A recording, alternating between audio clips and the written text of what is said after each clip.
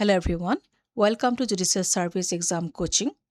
As a Grade 3 aspirant বাবে 1 September পৰা আমাৰ কোৰ্স এটা ষ্টাৰ্ট হ'ব নতুন ব্যাচ এটা আমাৰ ষ্টাৰ্ট হ'বলৈ গৈ আছে দুটা কোৰ্স থাকিব আমাৰ foundation course and crash course foundation কোৰ্সটো প্ৰিলিমছ মেইনছ ইণ্টাৰভিউ গোটেইখিনি কভাৰ কৰিব তাৰ আনসাৰ ৰাইটিঙৰো ক্লাছ হ'ব আৰু যেটো আপোনাৰ ক্ৰেছ কোৰ্সটোত অনলি প্ৰিলিমছ অৰিয়েণ্টেড হ'ব কিন্তু ক্ৰেছ কোৰ্স আৰু ফাউণ্ডেশ্যন কোৰ্সৰ সিমিলাৰিটিটো এইটোৱে যেতিয়া মই আপোনালোকক ল পেপাৰৰ কনসেপ্টবোৰ বুজাম ফাউণ্ডেশ্যন কোৰ্সত মই যেনেকৈ বুজাওঁ ঠিক একে ধৰণে ক্ৰেছ কোৰ্সতো বুজাওঁ ডিটেইল ডিসকাশন হয় আমাৰ কাৰণ বস্তু যেতিয়া আপুনি বুজি যদি নাপায় যদি অনলি মই ধৰক আপোনালোকক এটা ক্ৰেছ কোৰ্সত যদি মই আপোনালোকক এটা মানে ওৱান লাইনাৰ দি যাওঁ বা ধৰক বিএনএছএছৰ এদিনতে মই এটা ক্লাছতে ফাৰ্ষ্ট ক্লাছতে আপোনালোকক মই 50টা সেকশনস কভাৰ কৰি দিলো বহুতৰ এনেকুৱা হয় ন যে অকমান জাস্ট কৈ গৈছো কি পইণ্টবোৰ বেলেগ ডিটেইলছত মই একো যোৱা নাই তেতিয়া এনেকুৱা হয় ধৰক সবৰে কেপাসিটিটো বেলেগ থাকে ন আন্ডাৰষ্টেণ্ড কৰা বস্তুটো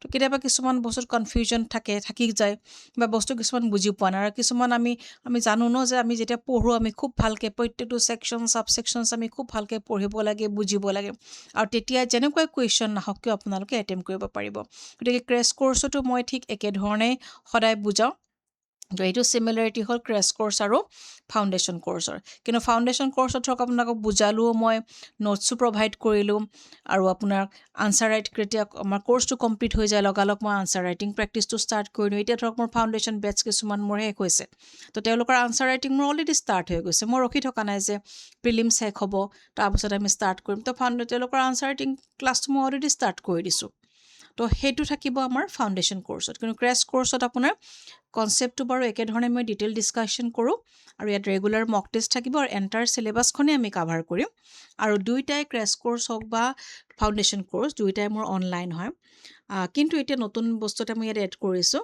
যে আগতে সবেই জানে যদি ধৰক মোৰ ৰেগুলাৰলি মোৰ ভিডিঅ'জবোৰ চাই ফ'ল' কৰে তেওঁলোকে গম পায় যে মই লাইভ ক্লাছ প্ৰভাইড কৰোঁ বহুতে আগতে মোক ৰেকৰ্ডেড ক্লাছ কেতিয়াবা কিছুমানে বিচাৰে কিন্তু তথাপিতো ৰেকৰ্ডেড ক্লাছ বিচাৰি অহা ষ্টুডেণ্ট খুব কমেই আছিলে চ' মেক্সিমামে লাইভ ক্লাছটোৱে তেওঁলোকে প্ৰিফাৰ কৰে আৰু এতিয়া ধৰক কিছুমানৰ এনেকুৱা হৈছে কোৰ্টত জইন কৰিছে তেওঁলোকৰ চেম্বাৰ থাকে মিলাব নোৱাৰে এনে ধৰক মই ইভিনিঙে ক্লাছবোৰ কৰোঁ 9 PM বা 9:30ত কৰোঁ আজি ধৰক বন্ধ আছিলে আজি আমাৰ 5টা বজাত ক্লাছটো হৈ গ'ল তো তেনেকৈ ক্লাছবোৰ প্ৰভাইড কৰা হয় কিন্তু ধৰক এতিয়া মোৰ কিছুমান ধৰক মোৰ তাত তেনেকুৱা এস্পিৰেণ্ট আহিছে বা যাক মই পাৰ্চনেলিও জানো তেওঁলোকৰ অকণমান প্ৰব্লেম কেতিয়াবা মিলাব নোৱাৰে ধৰক এনেকুৱা যে এদিনহে কিবা মিলাব পাৰিব তো তেওঁলোকৰ লাইভ ক্লাছো তেনেকৈহে মিলাব পাৰিব অলপ প্ৰব্লেম হয় তো ৰেকৰ্ডেড ক্লাছ মই প্ৰভাইড কৰিম এতিয়াৰ পৰা তো ৰেকৰ্ডেড ক্লাছো আপোনালোকে পাব কিন্তু ৰেকৰ্ডেড ক্লাছটো যিটো মই প্ৰভাইড কৰিম এনেকুৱা নহয় যে অকল ৰেকৰ্ডিংটো পঠাই দিছোঁ আৰু তাতে মোৰ ৰেছপনচিবিলিটি ৰেকৰ্ডিং ক্লাছ যিখিনি মই আপোনালোকক প্ৰভাইড কৰিম সেইখিনি আপোনালোকে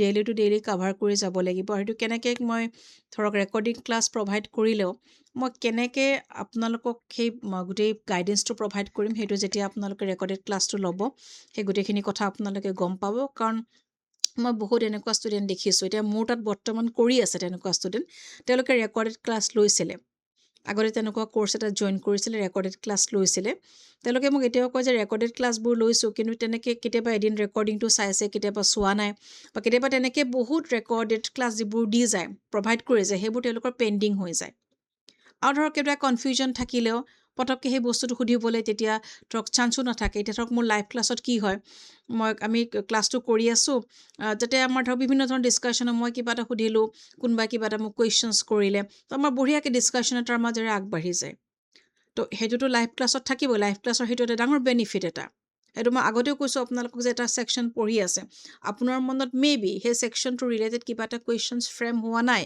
কিন্তু আপোনাৰ লগত একেলগে ক্লাছ কৰি থকা ষ্টুডেণ্ট এজনৰ মনত কিবা এটা কুৱেশ্যন ফ্ৰেম হৈছে তাৰপিছত আপুনি ভাবিলে হয়তো এইটো ছেকশ্যনতো এনেকুৱা কুৱেশ্যন এটা ফ্ৰেম হ'ব পাৰে এনেকুৱা আহিব পাৰে কিন্তু আপোনাৰ মাইণ্ডত কিন্তু সেইটো কুৱেশ্যন অহাই নাছিলে আপোনাৰ ব্ৰেইনত কিন্তু যেতিয়া তেওঁ মোক সুধিলে মই তেওঁক যেতিয়া ক'লোঁ ক্লাছত তো আপোনাৰো সেই কনচেপ্টটো ক্লিয়াৰ হৈ গ'ল তো সেইটো এটা খুব ডাঙৰ বেনিফিট থাকে লাইভ ক্লাছত আৰু কুৱেশ্যন আনচাৰিং তেনে পঢ়াই থকাৰ মাজত হ'লে মই সেইটো খুব প্ৰিফাৰ কৰোঁ মই খুব ভাল পাওঁ আৰু মই সোধোৱেই সেইকাৰণে যে বুজি পাইছেনে কিবা আছে নেকি আপোনালোকে মোক সোধক সেইটো মই বহুত প্ৰিফাৰ কৰোঁ আৰু তেনেকুৱা ধৰণৰ যেতিয়া ময়ো পঢ়াম আপোনালোকৰ পৰাও সেই কপাৰেশ্যনটো পাম মই খুব ইণ্টাৰেষ্ট পাওঁ আৰু তেনেকুৱা ষ্টুডেণ্টক মই ৰিয়েলি বহুত ভাল লাগে যেতিয়া তেওঁলোকে কুৱেশ্যন কৰে বা তেওঁলোকৰ যিটো বস্তু তেওঁলোকৰ যে এই যে ধৰক কুৱেশ্যন কৰাৰ যিটো এটা এবিলিটি যে তেওঁলোকে নিজে ভাবিব পাৰিছে এছেছ কৰিব পাৰিছে সেইটো কাৰণে খুব ডাঙৰ কোৱালিটি অকল শুনি গ'লেই নহ'ব, আপুনি কিছুমান বস্তু জানিবও লাগিব।